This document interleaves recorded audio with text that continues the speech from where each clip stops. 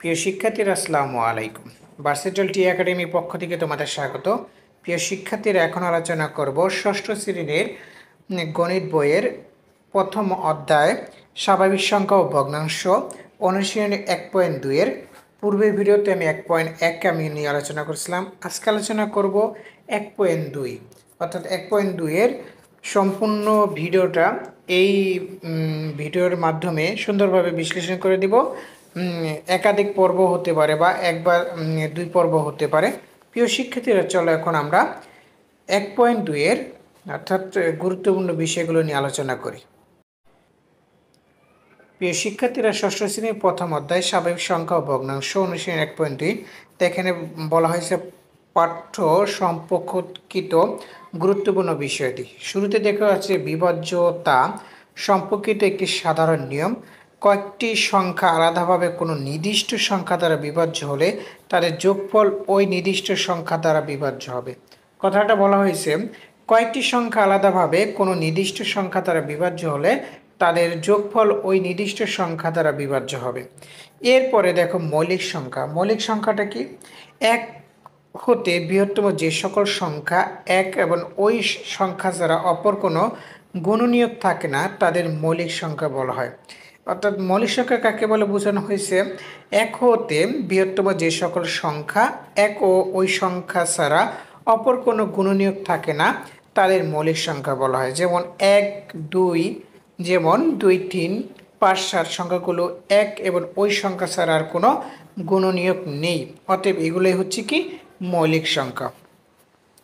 যৌগিক সংখ্যা, যেসব সংখ্যার এক এবং ওই সংখ্যা ছাড়া অন্য গুণনীয়ক থাকে তাদেরকে যৌগিক সংখ্যা বলা হয়। যেমন 9, 12, 14, 27 সংখ্যাগুলো একটি গুণনীয়ক যথাক্রমে হলো 3, 3, 2, 2, 2, 3।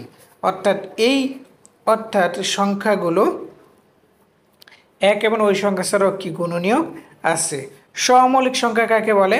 সহমৌলিক সংখ্যা হচ্ছে দুই বা ততোধিক সংখ্যার সাধারণ গুণনীয়ক অর্থাৎ উৎপাদক কেবলমাত্র এক হলে ওই সংখ্যাগুলো পরস্পর সহমৌলিক।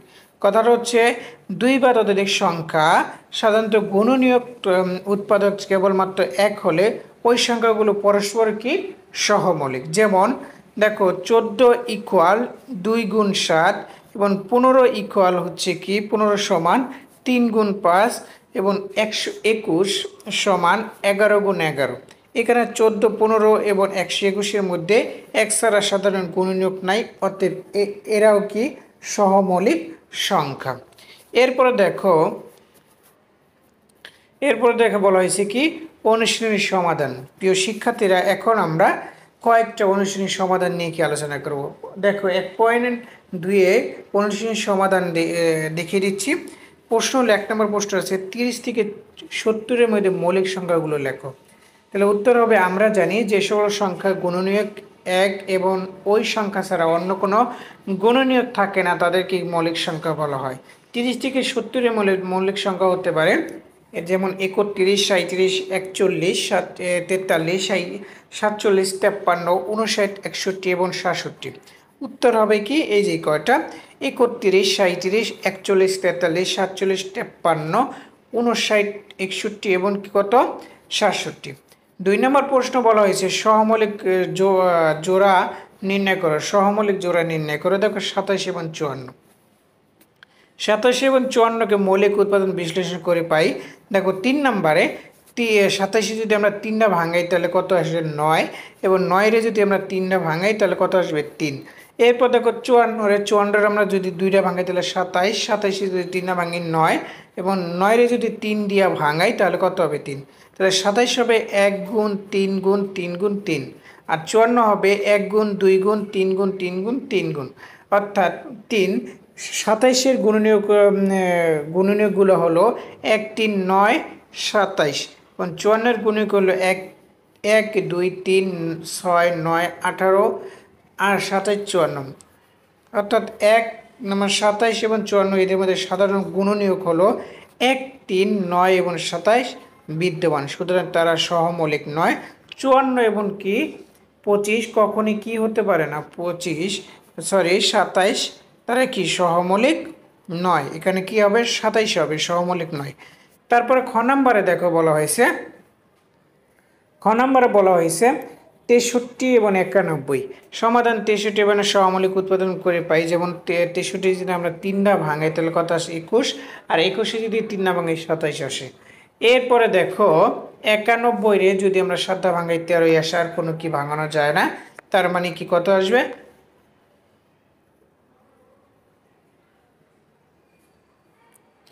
91 যদি আমরা 7 ভাঙাই তাহলে কি আসবে?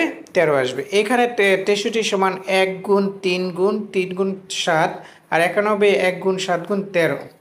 এবং 63-র গুণনীয়ক হলো 1 3 7 এবং 9 21 63, এবং 91-এর গুণনীয়কগুলো হলো 1 3 13 এবং কত 1 7 13 91। তাহলে 63 এবং 91-এর মধ্যে সাধারণ গুণনীয়ক হলো 1 এবং 7 বিদ্যমান, সুতরাং তারা সহমৌলিক নয়। 63 এবং 91 কি সহমৌলিক নয়?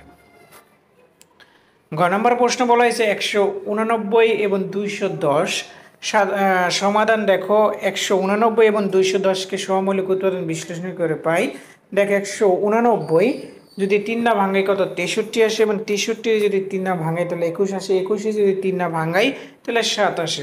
210-এ 3 দা যায় না, তাহলে 2 দা যদি ভাঙাই তাহলে 105 আসে, এবং 105 থেকে যদি আমরা 3 না ভাঙাই তাহলে 5 আসে, এবং 5কে যদি 35 আসে, 35কে যদি আমরা 5 দা ভাঙাই তাহলে 7 আসে।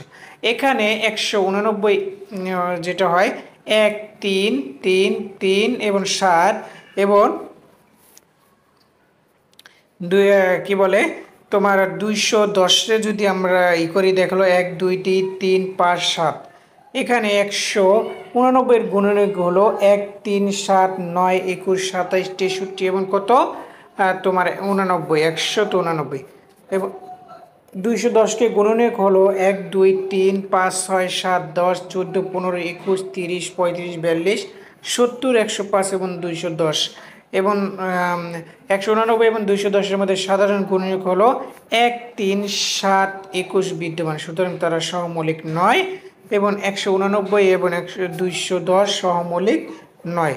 প্রিয় শিক্ষার্থীরা, পরবর্তীতে দেখো পরবর্তীতে প্রশ্নটা হচ্ছে কি ঘ নাম্বার প্রশ্ন। ঘ নাম্বার প্রশ্ন হচ্ছে 52 এবং কি 97 সেমভাবে কি তোমরা দেখে নিতে পারো। একইভাবে অ্যান্সারটা কি তোমরা চাইলে স্ক্রিনশট নিয়ে নিতে পারো, এখানে সুন্দরভাবে অ্যান্সার দিয়ে রাখছি। এরপরে পরবর্তীতে আমি দ্বিতীয় পর্ব নিয়ে হাজির হব। সেই ভিডিওর মাধ্যমে কি বাকি প্রশ্নের অনুশীলনী 1.2 এর বাকি প্রশ্নের অ্যান্সারগুলো কি তুলে ধরবো। ভিডিওটা কেমন লেগেছে অবশ্যই কমেন্টের মাধ্যমে জানিয়ে দাও। পরবর্তী ভিডিও পেতে চ্যানেলটিকে সাবস্ক্রাইব করে রাখো এবং পেজকে ফলো দিয়ে রাখো। আল্লাহ হাফেজ, আসসালামু আলাইকুম।